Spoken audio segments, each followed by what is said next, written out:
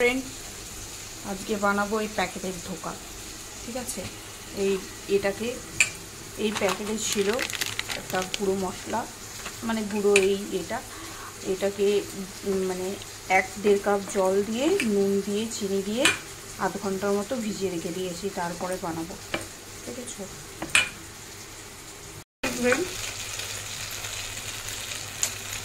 দেখো ফ্রেন্ড, এই বাটারটা কড়াই একটুখানি তেল দিয়েছি, তেল দিয়ে দিয়েছি।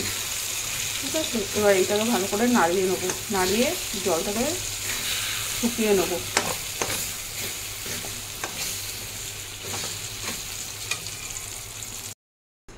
এইভাবে একটা থালায় করে সমান করে পেতে নিয়েছি, একটু ঠান্ডা হোক, তারপরে এটাকে বরফির আকারে ছুরি দিয়ে কেটে নেবো। ঠিক আছে, দেখো ফ্রেন্ডস, এগুলো আমি বরফির আকারে কেটে নিয়েছি। এই দেখো দেখেছো? এবার এইগুলো আমি একটা একটা করে ভেজে নেব। এই দেখো,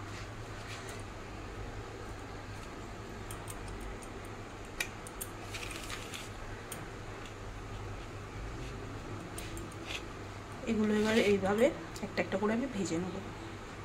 ফ্রেন্ড, এগুলো এবার লাল লাল করে আমি ভেজে নেব। তেল গরম করে দিয়ে দিয়েছি, ভেজে একটা একটা করে তুলে নেব।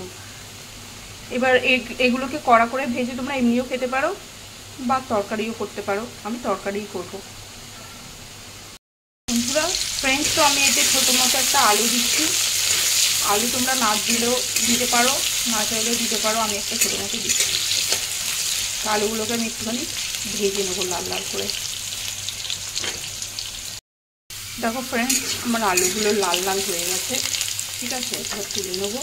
এখানে একটা মশলা তৈরি করে রেখেছি, এর মধ্যে পেঁয়াজ, কাঁচা লঙ্কা, আদা, জিরে এগুলো আছে। ঠিক আছে, আমি শুকনো লঙ্কা কমই, গুঁড়ো লঙ্কা কমই দেবো, কেন কি প্রচুর পরিমাণে কাঁচা লঙ্কা আমি দিয়েছি। কাঁচা লঙ্কা দিয়েই বানাবো। এই মশলাটা দিয়ে দেবো। তো ফ্রেন্ডস দেখো, এখানে আমি শুকনো লঙ্কা, একটা তেজপাতা আর একটু জিরে ফোড়ন দিয়ে দিয়েছি। আর এই তেলের মধ্যে একটু ঘি দেওয়া আছে। ঠিক আছে, এবার দিয়ে দেবো আমি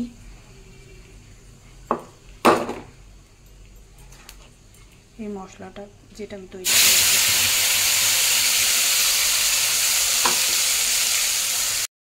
মশলাটাকে কষিয়ে নিয়েছি, একটু চিনি দিয়ে দেবো। এতে গুঁড়ো লঙ্কা হলুদ দিয়ে দিয়েছি, অল্প করে গুঁড়ো লঙ্কা দিয়েছি একদম। লবণ দিয়ে দেবো।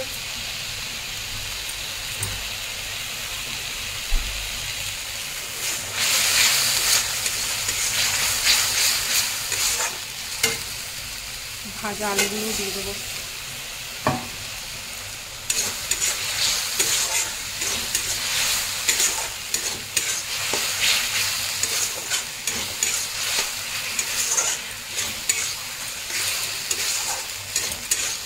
এবার একটু ভেজে জল দিয়ে দেবো। দেখো ফ্রেন্ড, জল ফুটে গিয়েছিল, তো ওই বড়াগুলো দিয়ে দিয়েছি, ধোকাগুলো। এবার আলুগুলো সেদ্ধ হয়ে গেলে নামিয়ে নেবো একটু গরম মশলা দিয়ে। দেখো ফ্রেন্ড, এই হচ্ছে আমার ধোকার ফাইনাল লুক।